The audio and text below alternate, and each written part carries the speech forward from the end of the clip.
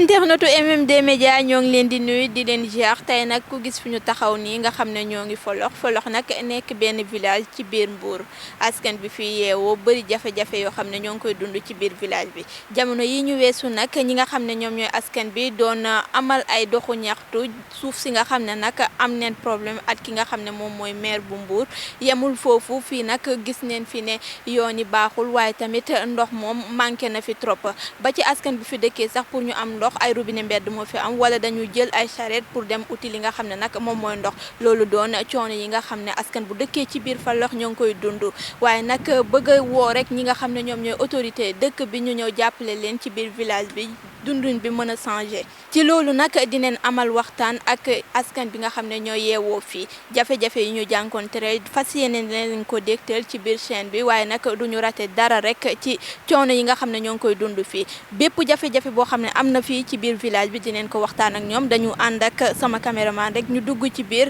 seeti leen fas yéene am ak ñoom ay waxtaan.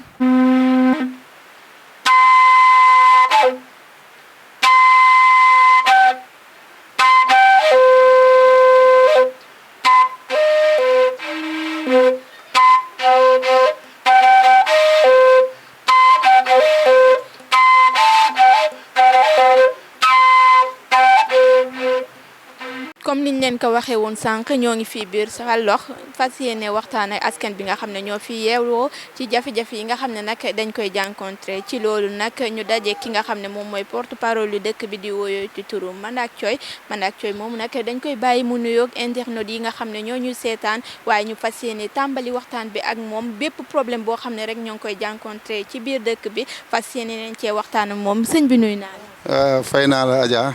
ngeen def yéen a ci jàmm. maay notable la si dëkk bi laa dëkk waaw donc Falox ñun ñoo fi nekk depuis lu mat ay 10 ans 11 ans ñu ngi fi gis nga ni ñuy jàngonteel amuñu lamp mbedd amuñu ndoxu biir kër amuñu dara bon dëkk baa ngi ni bari ñax ndox yi bu tawee ñëppay am problème sonn jigéen ñi suñu jigéen ñi aussi noonu la ñu sonnee ñoom it bon ñu bëgg président Macky Sall yëg ñu jàppale ñu ba Falox mën a nekk foo xamante ni ville boo xam ne ville bu am solo la parce que suuf si baax na dëgër na mais problème bi mooy dañoo amul ñuy jàppale pour que dëkk bi mën a màgg te bu ñu sañoon day am lampe mbedd am lépp am courant bi da kii lépp parce que loolu ku taalu lampe sa buntu kër wala nga yor torche guddi doo dox kon loolu ñu ngi koy interpellé le président Macky Sall mu jàppale ñu si bu baax fii Falox voilà. si loolu nag jamono yi ñu weesu mu mel ni nag dégg neen fii da ngeen a amoon jafe-jafe suuf ak ki nga xam ne moom mooy maire bu Mbour ñu bëggoon a xam rek nan la demee. waaw loolu am na parce que maire bi fi nekkoon muy Fallou Sylla moo nekkoon maire Mbour bi donc ba mu wàccee fekk papier yi ñu la defoon recensement bi Falox bañ defee ba pare après ñu daal di kii mu daal defar kayit yi ba ñu signé ko pare moo ko signé sax depuis le 14 janvier 2022. donc li suñu problème ak maire bu bees bi maire bi moom dafa ñëwoon ni da koy changé dafay ñëw daal ni kayit yi bon day def de changé waat parce que dafa am ay nitam nangam loolu la andi woon problème ak ñun donc bañ demee ba coow li demee ba bëri mu reculer bon après dem nañ ci gendarmerie donc am na si ñaari convocation sax am na boo xamante ni mu ngi gendarmerie entendre woon nañu ñun ñëpp ba pare même moom entrant ñu ngi ko woowoon pour entendre ko mais ñëwul woon donc mais trop tard xam naa dina répondre convocation boobu am na boo xam ne police la aussi police Diamaguène la bon convocation boobu ba léegi répondre wul donc boobu tamit trop tard dina mos a répondre parce que boobu dafa ñëw fii andi ay coow Falox te ñun ñun ñaanuñu yàlla ne fii di coow ak kenn dañoo bëgg Falox képp nga xam ne am nga fi kër am nga fi kii jox la sa këyitu kër nga dem ak moom boo dee say doom mën a donn soo amee problème mu courant mën a dem am boo amee problème mu ndox mën a dem fay am donc problème yi ñu am problème mu ndox yi yëpp mën a dugg si kër ñàkk am këyitu kër yi te nit ñi amuñu doole kon dañuy interpeller le président Macky Sall bon mu wax ak préfet ñoom ñu wax ak maire Mbour ñu daal di jël kayit yi jox ko nit ñi nga xamante ni ñoom ñoo ko yelloo ñu dëkk ci parce que boo xoolee ñax yi xool yëpp ñàkk a jël kayit yi jox ko nit ñi moo tee ñu dëkk si boo xoolee fii pendant 10 ans ñu ngi fi kayit yoo xam topp nañ ko pendant 10 ans ñu signé ko ba teg war ko mën a yëkkati jox ay nit ñun nag leen la ñuy bañ duñ nangu mukk ñu jël yeneen kayit yu bokkut ak kayit yi nga xamante ni moom lañ topp ba maire boobu signé ko pare ñu jël yeneen kayit duñ ko jox loolu moom duñ ko nangu kayit yooyu moom topp nañ ko ba gis ko yooyu lañ soxla pour ñu jox ñu ko voilà loolu la ñuy demandé président Macky Sall mu jàppalañ ci bu baax voilà pour ñu mën a jot suñuy kayit tey jii malgré démarches yi nga xam ne def ngeen ko yëpp pour kër yooyu ndax teg neen seen loxo lu leer loo xam ne nii dal na xel. waaw lu leer loo xam ne dal na xel mooy Omar Sy moom la Macky Sall def tête de liste fii Mbour Omar Sy moo ñëw ba si ñun wax nañu bu élection yi passé dinañ jàppale pour que ñu mën a jot suñu kayit toog nañu nag woo na Mahmoud Saleh ministre bi suñu kanam woo na Cheikh Issa suñu kanam sëñ Habib Sakho aussi taaw alaaji Habib Sakho bi woo na ma Tivaouane ma nag woowaat ma Tëngéej ñu dem Tëngéej lépp muy def ay démarches pour que waa Falokh mën a jot seen kayit lépp def na ko ñu ngi koy gërëm au passage xaritu président la donc am nañ yaakaar moom sëñ Habib dina si jàpp ba nga xamante ni lépp lu ñu soxla si suñu Falokh gi rek mu sotti incha allah kilifa yu bëri daal ñu ngi may woo di ñu jàppale si affaire yi kilifa yu bëri ba préfet ba gouverneur bu Thiès jokkoo nañ téléphone man ak moom si problème mu Thiès bon kon si problème mu Falokh kayitu Falokh yi waxtaan nañ si mën a gouverneur bu Thiès def nañ lépp moo am nañ yaakaar daal ni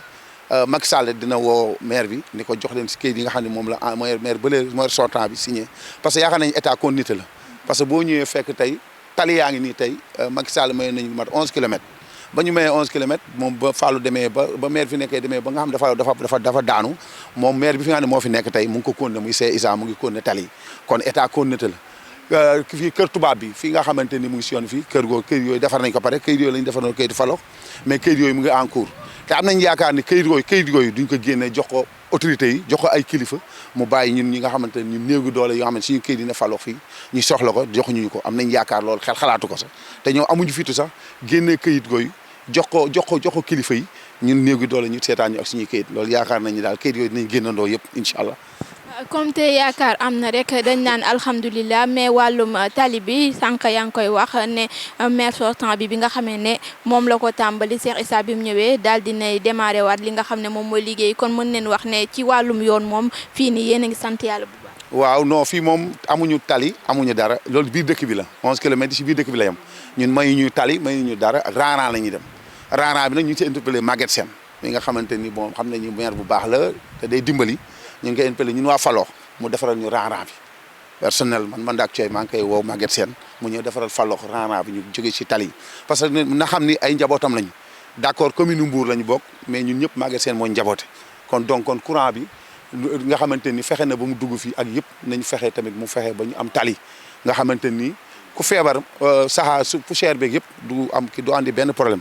kon daal ñu ngi interpellé Maguette Sène mu wax ak le président Macky Sall bu ñu mënee jàppale si tali bi mu defaral ñu tali bi kon na dem loolu moom Maguette Sène lañ ci interpellé parce que xam nañu suñu déggee dina ko def incha allah voilà. sànq si say biir wax tamit dégg naa nga wax li nga xam ne moom mooy problème mu lëndëm fii dafa lëndëm tey jii ndax doo leen fi faral di nemmeeku cas d'insécurité. waaw parce que fii à chaque fois que nit ñi dañuy dégg sàcc yi daan am ak ay problème loo teg ñu yóbbu ko fii problème boobu parce que lëndëm gi la boo dàqee sàcc mu dugg si kër doo ko mën a dem mais avec commandant Sancré le commandant gendarmerie ak adjoint bi ñu naan Sène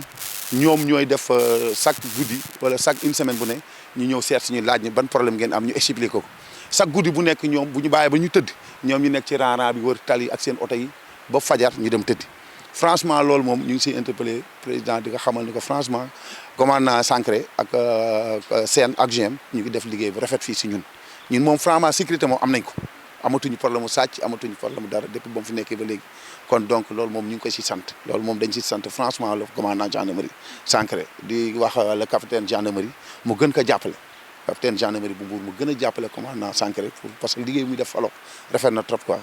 voilà. tey jii boo amee benn appel boo xam ne yaa ngi koy lancé autorité lan lay doon. waaw bu ma amee laas may kii autorité dama leen wax ne leen Falokh ñu jàppale jigéen ñi jox leen financement ñu liggéey parce que ay jàmbaar la ñu boo koy xëyee dañuy fay fi 100 francs dem ba ville si tata yi 5 heures du matin ngay jóg nga déggee jigéen ñi xëy di liggéey ñu def leen ay financement ñu liggéey ñu utal leen ñu jël ndox yi dugal si biir kër yi dañoo root ba sonn fu mu toll ni tey ku ci am doom tey oto yi ñooy jël chauffeur yi jóg si guddi gi yóbbu ay onkat ak fu ne amuñu métier amuñu dara sage-femme amuñu dara coono boobu la ñu am ñuy ñaan nag autorité yi ñu jàppale ñu bu baax si loolu franchement aussi ñu defar suñu tali bi aussi une bonne fois tali bi moom bëgg nañu tali bi ñu defar ko mu nekk tali bi lampe mbedd yi ñu defar lampe mbedd yi mu leer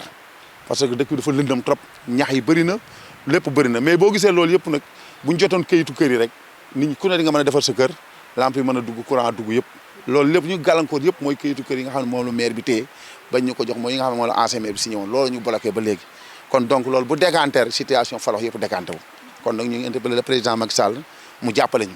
defaral ñu li nga xam ne moom la ñu bëgg mooy ñu jox nit ñi seen këyit yi ñu mën a defar seen kër yi ju jaan yeeg yëpp mën a daw ñu mën a defar lamp yi tout loolu daal ñu ngi leen si sant leen gërëm loolu la ñu bëggoon. yow tamit dañ lay jaajëfal bu baax man ak Thioye mu mel ni nag du ñu yem ci problème yu suuf bi kese waaye souligner li nga xam ne moom mooy jigéen ñi moom la ñu jànkoonte ci biir dëkk bi mu di rek problème mu ndox at li nga xam ne nag moom mooy hôpital maternité amul ci dëkk bi dañu fas yéene nag dégtal ñi nga xam ne ñoom ñooy jigéen ñi ñu wax rek seen xalaat ci jafe-jafe yi nga xam ne ñoo ngi koy dund ci biir village bi soxna si nuyu naa la. fay naa la. tur bi. Dieynaba Sall. Dieynaba Sall tey ñu ñëwoon fii Falokh seet si leen ci jafe-jafe yi nga xam ne yéen a ngi koy dund ci biir village bi mu di rek wàllum ndox ndax bi ñu ñëwee ay robinet mbedd leen fi gis waaye tamit gis ne fii hôpital bi amul sax li nga xam ne moom mooy maternité fas yéene amal yow waxtaan rek ci ndox mi nga xam ne ñàkk na fii nan ngeen koy dundee. mine ko min tampuɓe wi mi wawa haalde wolof ko pulaar nani ko pulaar kalani saabu minen rewɓe Falokh ko min tampuɓe min goni o barigal ndiyam tan ko temedere e capannayyi jarat min ngala hôpital kam sa ngati wiɗo jamma il faut tampa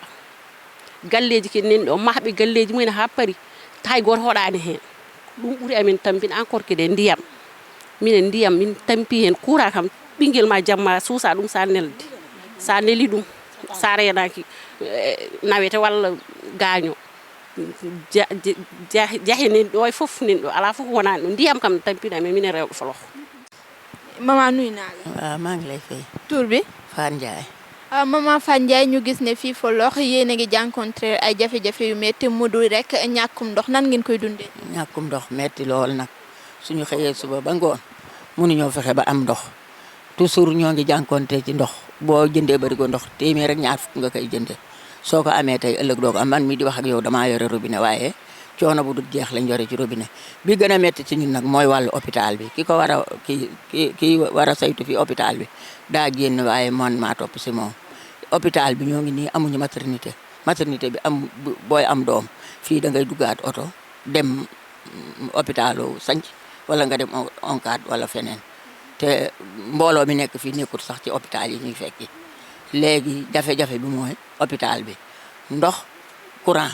guddi kenn ñemewut a yónni xale booy génn xale yi kenn ñemewut a génn guddi am nañ problème ndox man mii di wax ak yow sama buntu kër du ma génn ci biti bu xale bi duggee mu nuur ndox maa ngi foofu am gaay si buru yeeg yooyeeg yëpp ñu doon wax président Macky Sall mu dimbali ñu ci wàllu hôpital mu dimbali ñu ci wàllu ndox robinet yi ci biir kër gi dimbali ñu ci wàllu lu jigéen ñi liggéeyee ñoo ngi nii di jigéen Falokh amuñu dara luñ liggéey ginnaaw yàlla ñii la ñu yaakaar buñ jógee di daanu seeni kaw te ñoom itam seen liggéey rek lañ yaakaar suñ doom yaa ngi ci àll bi di luye di taxawaalu kayitu kër yi ñu jot a am ak si néew benn kayit génnut te ginnaaw yàlla ñi ñuy taxawu ñu ngi nii dox nañ ko guddi jox ko bëccëg waaye dara génnu ci suñ jafe-jafe daal mooy loolu. fan yi ñu weesu ñu gis ne kii di maire bu Mbour Cheikh Issa Sall amaloon na ay financement di jàppale ñi nga xam ne ñoom ñooy jigéen ñi xanaa yéen déggoo leen loolu wala loolu yegg si wu fi. ñun accès gut ci ñun ñii toog fii waa Falokh bu accès wut ci ñun waaw te ñun siiwul Falokh daal siiwul Falokh ak siiwul Falokh wala siiwul Falokh waaw ñëw fi daal li ma la ko mën a waxee mooy ñëw fi daal ñun waaw ñu ngi koy dox di ko wax waaye jotuñu ci daal waaw. jaajëf maman ñu fas yéene nag amalaat waxtaan at beneen soxna boo xam ne fekk neen ko fi moom tamit ci jafe-jafe ndox mi rek at tamit li nga xam ne moom mooy hôpital bi nuyu neen la. maa ngi lay fay. tur bi. Khady Sarr. Khady Sarr ñu gis ne fii Falokh yéen a ngi jànkoonte ñàkk ndox ba ci lii di hôpital amul maternité jigéen bu ci bëgg a mucc dafay dem rek génn fi nga xam ne moom mooy dëkk bi dem ONCAD wala yeneen zone yi dem foofu rek pour muccee fa te loolu xam ne dalul xel waaye tamit jaarul yoon nan ngeen koy dundee. métti torop fii luñ am problème métti na torop ndox man maa ngi nii saa yu ma xëyee dama yenu barigo ndox. wala ma jënd si sareet yi sànq si suba laa root barigo ndox suñ sànc yaa ngi nii taxaw koo gis mu ngi sotti suuf waaye ndox mooy suñ problème ak amuñu tamit fii hôpital bi tamit fu ñu war a dem amuñu ko barki démb laa dem hôpital sànc laa demee waaye boo demee xat na torop fii bu amoon doo dem fii ba biir dëkk ba am nañ tamit demukaay ñàkk nañ ko trop bu ñuy dem dañuy dox fii ba Tataaya wala nga jël oto ba Tataaya jëlaat paasaat ba biir dëkk ba buñ ko sañoon tey jii dañuy am demukaay wala ñu am arrêt fii ci suñu koñ bi muy ñëw ba fii sonn nañ trop amuñu ndox amuñu demukaay amuñu hôpital suñ sànc yi taxaw na lu ñu ñàkk moo bëri nañ ñu jàppale lampi mbedd bëgg nañ ko aussi suñu xale yi buñ leen yónnee guddi dañuy daw wala nga gàttandu sa doom tamit métti na ndax tabax yi yegguñu mooy sànc yi taxaw yi rek am nañ bëgg nañ daal demukaay ak ndox ak tamit hôpital fii ku ñu si jàppale ñu jël barki démb damaa ran ba xanaa presque 2 heures lay doog a ñëw di taal sama añ loolu tamit métti na buñ sañoon dañuy am hôpital am robinet biir kër am suñu lampe mbedd yi boo yónnee sa xale sa xel dal soxla nañ ko trop loolu mooy wax ji. mu mel ni nag suñu maman bi moom day firndeel rek liñ doon wax sànq ci wàllum yoon ndax moom lépp léegi la jógee marché nee na te bi mu demee ba léegi 11h ba léegi moo ngi ci yoon bi pour mu yegsi si biir dëkk bi sax loolu ay jafe-jafe rek dama koy dékk sama micro rek fas yéene ko laaj nan lay dundee loolu maman nuyu naa la. fay naa la. tur bi Daba Koli. Daba Koli ñu gis ne da nga demoon marché nee nga depuis 11h ba léegi yaa ngi fa yaa ngi doog a ñëw tey nan ngeen di dundee ñàkkum yoon bi ci biir Folox. xanaa metti rek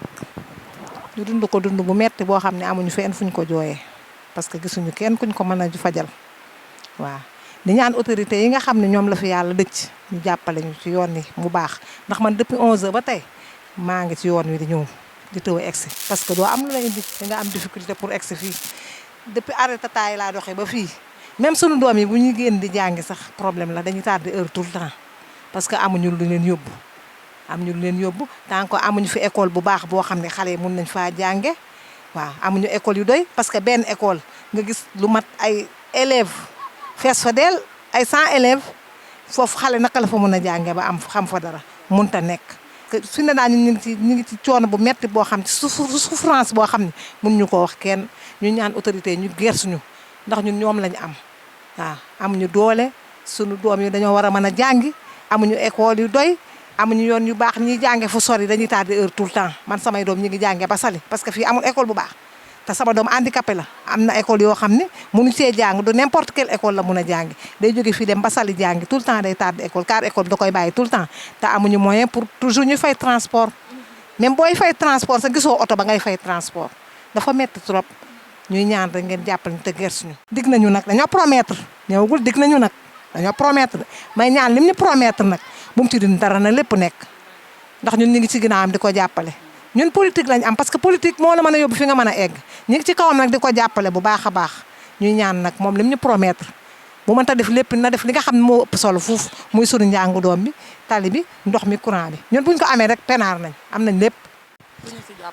di ko jaajëfal bu baax moom soxna si kàddu yooyu xam ne sànni na ko ci mu di rek jafe-jafe yi nga xam ne ñii di jigéen ñi ñoo ngi koy jànkonteel biir Folox mu di rek ñàkkum ndox mi at tamit li nga xam ne moom mooy hôpital bi mën naa wax ne maternité sax neneen amuñ ko fu ñu mucc dañu dem génn dem ba côté ONCAD dem ci zone yooyu pour mën a mucc ji loolu nag doon jafe-jafe yu métti yoo xam ne ñoo ngi koy dund ci biir dëkk bi di woowaat rek ñi nga xam ne nag ñoom ñooy autorités yi ñoo ci mën a jàpp buñ ci jàppee rek mu baax ñu ñëwaat fii ci askanu Folox waaye jàppale askan bi fi yeewoo bu baax ndax ñoo ngi jànkonteel jafe-jafe yu baax di wax ne internetu MMD Média yéen ñu safo di ñu bàyyi xel saa su ne di leen wax nag ne tey dañoo ñëwoon fi nga xam ne moom mooy Folox seet si askan bi nga xam ne ñoo fi nekk xool nu ñu toogee ak tamit li nga xam ne ñoo ngi koy dund ci biir dëkk bi mu mel ne nag ñoo ko déggandoo lépp loo xam ne ñoo ngi koy dund ci biir dëkk bi rek wax neen ko di woowaat rek autorité ñu ñëw jàppale leen bu baax di leen wax ne nag nii lay demee ci biir MMD Média beneen yoon ci beneen diwaan